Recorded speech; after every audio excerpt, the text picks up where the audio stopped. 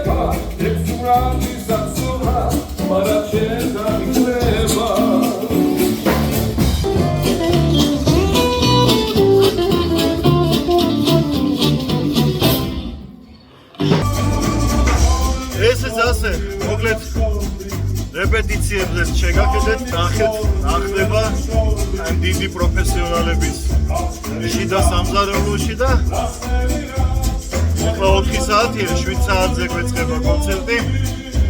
დანარჩენს უკვე ტრადიციულად ერთადერთი და ნამდვილი სახელმწიფო ტელეკომპანია ვარსკვლავების შემოგთავაზებთ ყოველთვის. აბა დროებით გემშვიდობებით კულისებიდან და ამ გლების სცენის გლების სარეპეტიციო დარბაზიდან. დროებით